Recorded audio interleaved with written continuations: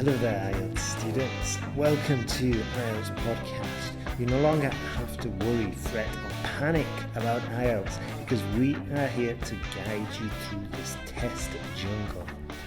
Enjoy these IELTS tutorials, and if you need more help or want to access the famous online course, you can visit us at IELTSPodcast.com. Hi there, IELTS test takers. This is Ellen, and I'm back with another podcast today. This one will deal with speaking. So what I have done is I have pulled up the band descriptors for speaking, and the goal of today's podcast is to kind of clarify for you what is graded and how you are scored in your speaking test. Now, what we have here in front of us is clearly the public version, as it says here in the parentheses. But I've spoken to a number of IELTS examiners, and they assure me that what we have available as the public is really very similar to what the actual IELTS examiners have the day of the exam in front of them. Maybe theirs has one more bullet or it's a little more detailed in certain areas, but on the whole, we can use this and gauge where we are in speaking. Okay, so this is what I wanted to cover today. Many of you may have seen this before, but I'm also pretty sure that a lot of you haven't seen this.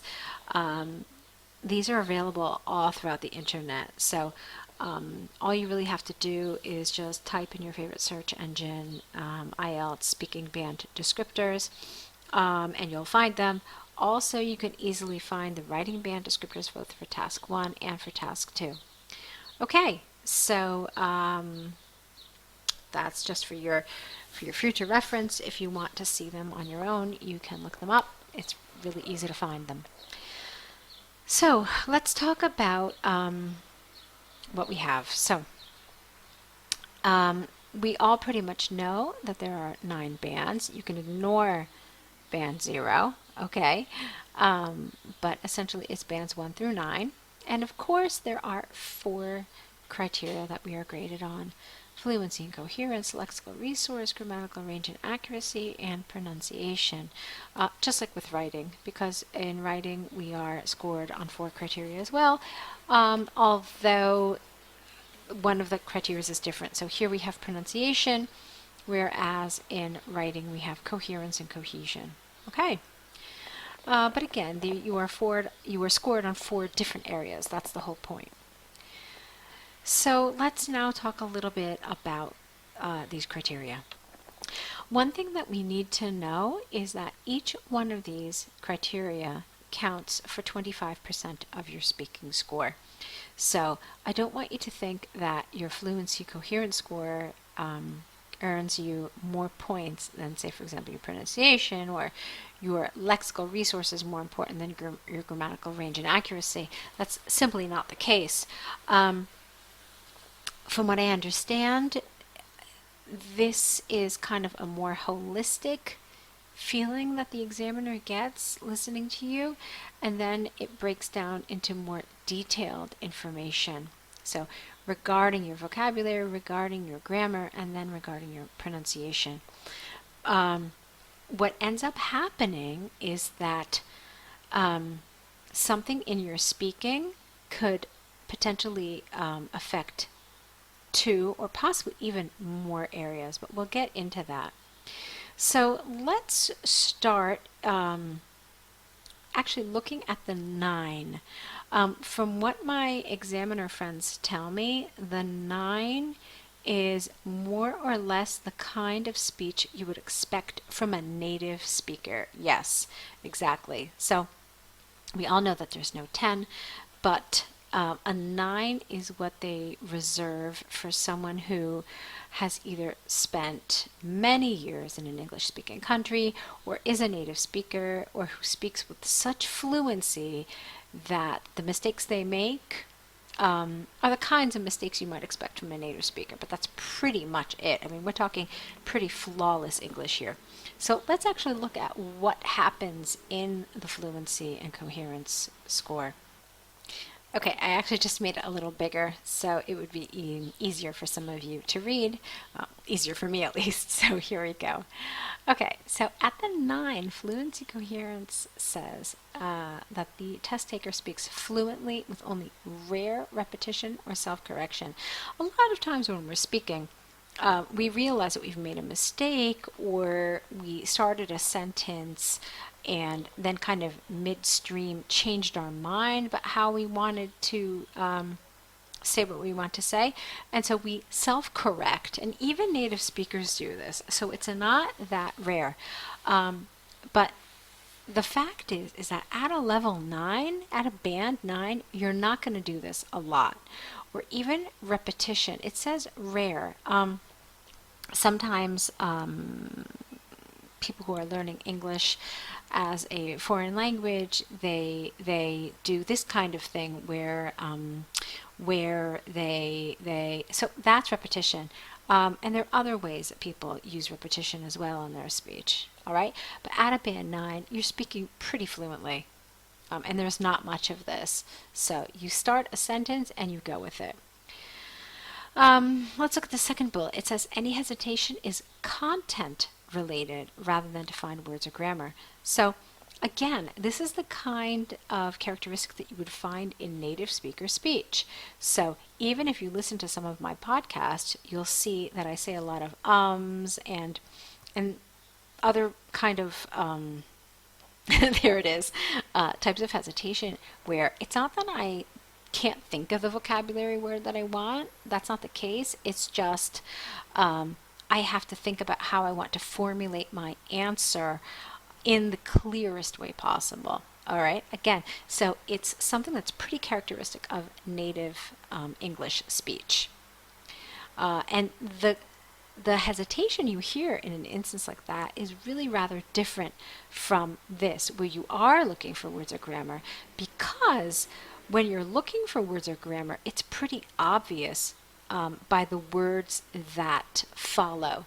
So, for example, if a person hesitates and then what they end up saying is really actually rather simplistic, then you can understand that, okay, yeah, this person wasn't looking to formulate his or her answer. They simply couldn't think of the words that they were looking for or couldn't really understand the kind of grammar they needed to use, and so they were struggling with it. All right. Now, the third bullet tells us that a 9 speaks coherently with fully appropriate cohesive features. Now, I know in a previous podcast I talked a lot about cohesion, things that create cohesion. So at a 9, you are able to use them not only in your writing but in your speech as well. So that's things like ellipsis, that's things like appropriate use of pronouns, appropriate use of linking devices, okay? Appropriate use of words like such, so, this, that. It's fully appropriate and it's accurate. It doesn't say that, but it's assumed that your use of these cohesive features is accurate as well. Now, this is really interesting too. Develops topics fully and appropriately, so you're not going off into a tangent.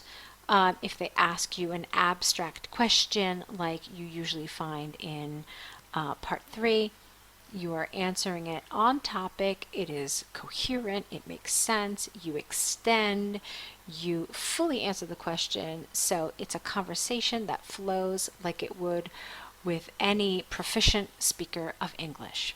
All right, so that's what's happening with a band 9. Now, what I want to do is I want to skip over the 8 and I want to talk a little bit about band 7, because this seems to be the score that most IELTS test takers come to us about. At least they need a 7. Sometimes people need a 7.5, but usually people need a 7. So I want to talk about that right now. Let's see how they're similar. Let's see how they're different. Here, a test taker speaks at length without noticeable effort or loss of coherence. So look at the difference. Speaks at length without effort or without noticeable effort. Here it speaks fluently. So you can see that You're not speaking fluently at a 7, but you can tell that there's ease. You're comfortable speaking English. You're not stumbling. You're not halting. You're not hesitating a lot, even though it may lack some of that fluency and some of that gracefulness that you would find at a band 9. Okay? Additionally, there's no loss of coherence. So the whole time you're speaking, the examiner understands you. That's what's happening at a band 7. You're not saying anything that is confusing or is incoherent and makes the examiner kind of scratch his or her head in confusion. Okay, so the second bullet tells us that the test taker may demonstrate language-related hesitation at times, or some repetition and or self-correction.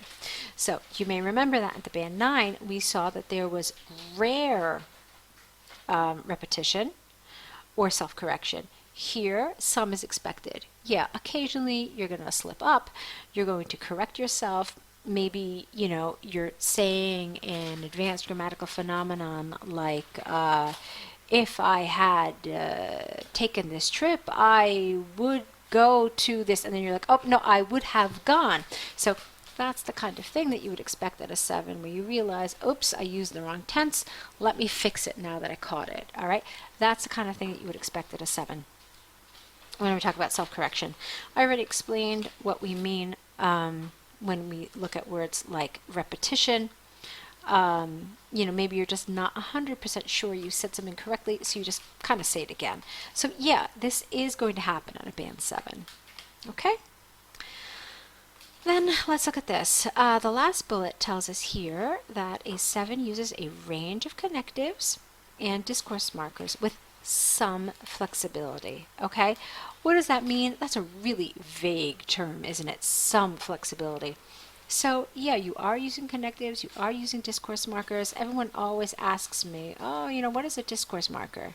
Well, discourse markers are essentially these words that native speakers use to kind of just kind of break into their speech at times. I mean, I know I use a lot of them, and I just did. This I mean is one. So is another one. I know that I'm notorious for using so a lot. Anyway is one. Well is another one. So when you're doing the speaking test at a 7, you will use some of these. You will use words like anyway, so, well, I mean. So all of these are discourse markers. And again, if you do a nice little search on the internet, you'll find a variety of these. And you'll see kind of which ones you can use and which ones would be relevant for the speaking exam. At a 7, you are expected to use some of these. Okay? Now, really briefly, what I want to do is talk about how the 7 is different from the 6. In general, there is a jump from a 6 to a 7. When you're entering 7 territory, you're kind of entering proficiency territory, whereas in the 6, you're kind of considered an intermediate language user. And that's why so many people seem to struggle with that jump from the 6 to the 7, because essentially you're jumping categories, not just bands, but a category of language user. So you're getting away from this kind of intermediate use of the language into this more proficient use of the English language. So look at how the 6 differs from the 7. Here, you're willing to speak at length. So it's like you want to speak at length, but you might not always manage it. Here, you might lose coherence, and that loss of coherence might be because you're repeating yourself, you're self-correcting yourself, or maybe just because a lot of hesitation. You're pausing, a lot of ums, a lot of thinking. So that's going to be pretty characteristic of a 6. Now, here, you may use connectives and discourse markers, but they're not always 100% accurate. So essentially, what's the takeaway from the 6? You're doing what you're supposed to do, but you're not really super fluent about it. Okay? So that's what I kind of wanted to cover as far as fluency and coherence goes. the band 9, the band 7, and the band 6. So moving on, I want to look at lexical resource. As you could probably guess, at a band 9, you're never at a loss for words. You know exactly the word you want to use. You are precise. There it is right there. Okay, on a wide range of topics. You know the appropriate word to use in a variety of contexts, and you can use idiomatic language naturally and accurately. Idiomatic language is the kind of thing that you probably won't see a lot in your writing, but we do use quite a bit of it when we speak. And at a 9, you're pretty comfortable with this kind of language. So compare that to a 7, where you use vocabulary resource flexibly. So flexibly means that you're able to talk about a variety of topics. Some of them might be abstract, some of them might be complex, but it's not that fluency and it's not that precision of language. You're able to get through it. You're able to discuss ideas and concepts at a good level, but it might not be as if you were talking to a native speaker. All right, that's the major difference. Now, you're also able to use some less common and idiomatic vocabulary, which is great. You show that, yes, you understand style and collocation, but occasionally there might be some errors. Collocation is something I talk about a lot during the essay corrections that I do here at IELTSPodcast.com. A lot of you use really, really nice collocations in your writing, but sometimes I see people making mistakes. It's just combinations of words that just don't go together. Now, there are tons of resources regarding collocations, which I encourage you to use. I know that I personally have a couple of books on collocations, both intermediate and advanced collocations. And even if you do a good solid search on the internet, you can find things about collocations, which words go together and which ones don't. Okay, so here, uses paraphrase effectively. Now, what does this mean? It's possible that you may need to describe something or you may need to explain something, but you don't exactly know the precise word to describe it. When this happens, you must use paraphrase, and that essentially means that you find another way to basically define or explain what you're talking about without actually using the word that you can't think of or you just don't know. So at a 7, you are expected to do this appropriately, effectively, probably not a ton, but when you do need to use it, you can. Now, compare what happens at the 6. Here, you have a wide enough vocabulary to discuss topics at length. Now here, there's not a lot of precision, all right? Basically, you're getting the job done. You're making your message understandable. You're communicating your message to the examiner, but there's not a lot of precision. There might be some inappropriacies. You may use the wrong words at times. But essentially, you can get through those 14 minutes and make the examiner understand your answers and your opinions and opinions about all the topics that you talked about. Now here you generally paraphrase successfully, all right? So occasionally the examiner might be like, what? I didn't really understand. But on the whole, you can do it. Okay, all right? Now let's take a look at grammatical range and accuracy. At the 9, you're using a full range of structures naturally and appropriately. Now this is a person who doesn't have to think about grammar. This is a person who just speaks and just goes with it and doesn't have to think to him or herself, okay, well, I'm using a conditional here. So which tense must come in my results clause? Or, I need to use a relative clause. So do I put my preposition before the relative pronoun or at the end of my clause? So at a 9, you're not thinking about this stuff. You're just talking and it comes out beautifully and it comes out accurately. And it's at a high level, okay? Here, produces consistently accurate structures apart from slips characteristic of native speaker speech. Now, I know that when I hear myself in some of these error corrections, I make little slips. I make little slips because I'm thinking about what I want to tell the student whose essay I'm correcting, and sometimes I say little things. It's just thoughtless little errors. So, I mean, even I do it, even though like I've been teaching IELTS for over 10 years. And so these kinds of silly little things are expected at a band 9, but it's probably not a lot of them. It's just maybe one or two. Now, compare that to what happens at a band 7, where the test taker uses a range of complex structures. Do you see the difference here? Here's a full range, which means you're using lots of different grammatical structures. And if you're not really sure of what we mean by a full range of structures, seriously, just grab an advanced grammar book and look at some of those last chapters. Those last chapters of those books will pretty much tell you what some of the more complicated grammatical structures are. At a 9, you're using all of those structures accurately. At a band 7, you're using some of those structures. Some of the times they are correct. A lot of the times they're correct. There are some errors though, okay? So if you're using, say, for example, inversion, which is one of my favorite grammatical structures, occasionally you might make some mistakes, okay? So you could say something like, not only it is a good test, but it is a comprehensive test as well, all right? So that's a mistake, because the proper way to say this is, not only is it a good test, but it is, etc., etc., etc. Okay? So at a band 7, you might have a couple of those mistakes. However, look at this. You're expected to make frequently error-free sentences.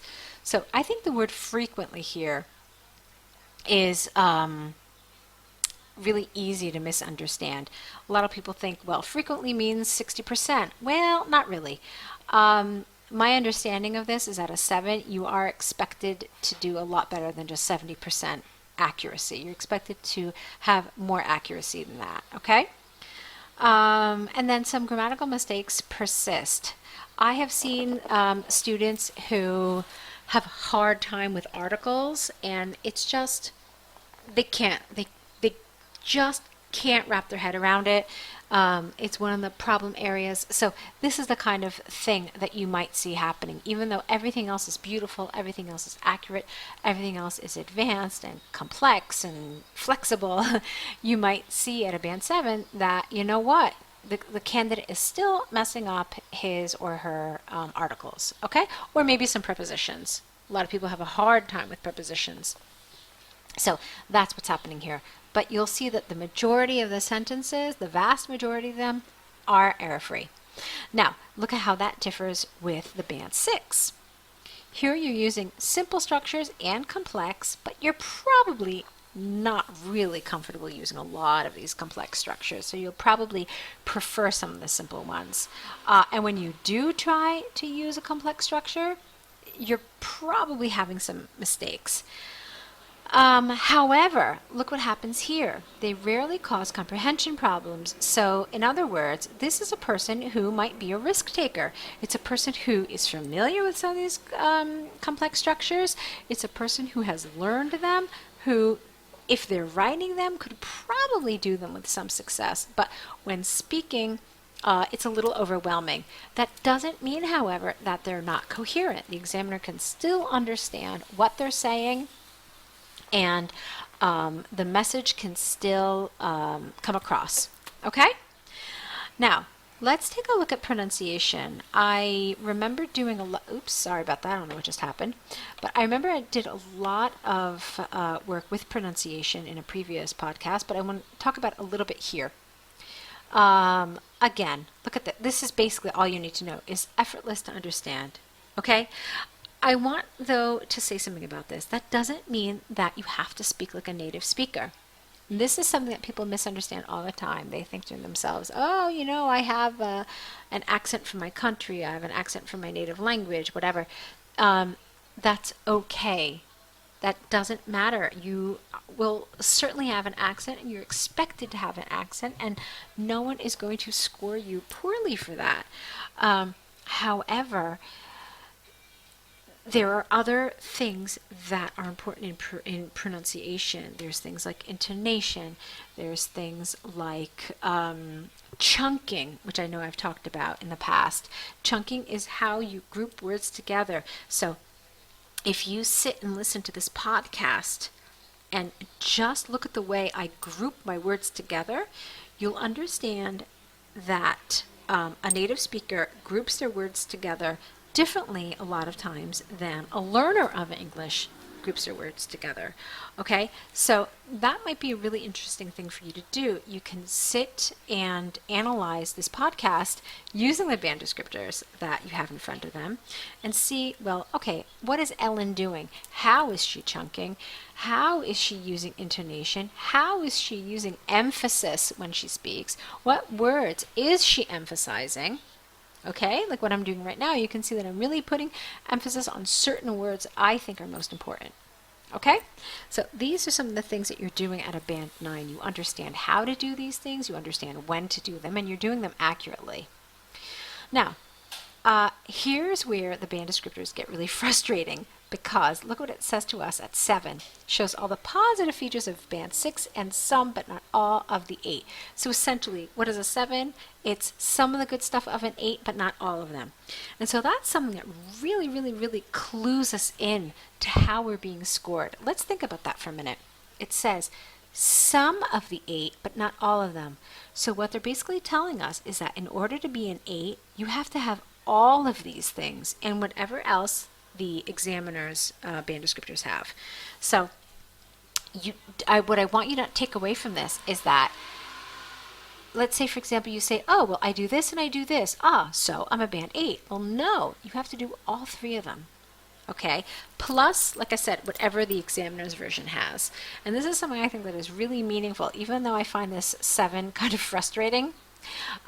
It tells us that they expect us to do all of these things. And it's not just like well, he's sort of here. No, you have to be completely there. Otherwise, you're not an 8. And that tells us that you're a 7, essentially. Okay? So, what's important for us to understand then is some of the 8 and then, of course, some of the 7. Sorry, I meant some of the 6. So, let's look at the 6. You use a range of pronunciation features with mixed control. So in other words, you're using all those things that I talked about, but maybe not consistently 100%. Again, it says pretty much the same thing if you look about it. It's not sustained, so you can do it, but you can't do it throughout the entire speaking exam. You can generally be understood throughout, but occasionally you might mispronounce some words or sounds. All right. Now, I think I've talked about this before as well. Some of you speak native languages that create certain difficulties with English sounds. So I know that in some languages, it's really difficult for you to be able to say the P versus the B in English. I know that for a lot of different languages, the sh sound in English is really difficult. I know that for some of you, the TH sound, the th, is really difficult. Okay, so you have to be really careful with these sounds because what you don't want to happen is you don't want the word you end up saying to actually be a different word, because that can create incoherence. So for example, if you say something like, give me a pen and a paper, that's a problem, because I don't think you want a pen. What you really want is a pen. And because these are 2 words that both exist in English, it can create some incoherence. Another culprit of this problem is the I sound in English. I know I meet a lot of students who have this problem. So combine that with the sh sound, and these people have a ton of problems with words like ship. Okay, so if you want to say something like the ship came to the beach, it ends up sounding like the sip came to the beach, which is completely wrong, and it just creates confusion because, as I said before, sip as well is another sound that exists as a different word in English. Okay, so I really want to end this misconception that you have to sound like the Queen of England or you have to sound like a Hollywood actor. You don't. You can have an accent, but just try to mimic as much as possible and to adopt some of the intonation and some of the chunking that you hear from native English speakers. Okay. So I think we have covered the speaking band descriptors as far as the band 9, the band 7, and the band 6 are concerned.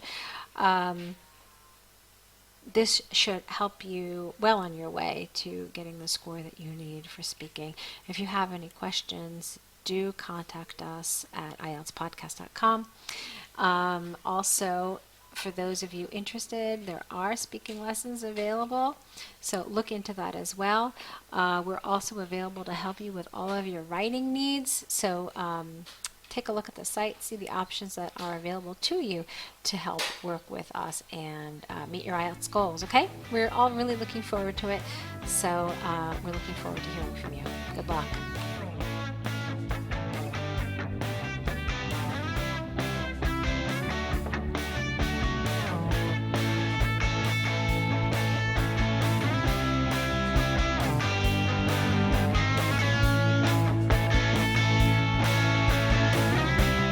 Thanks for listening to IELTSPodcast.com.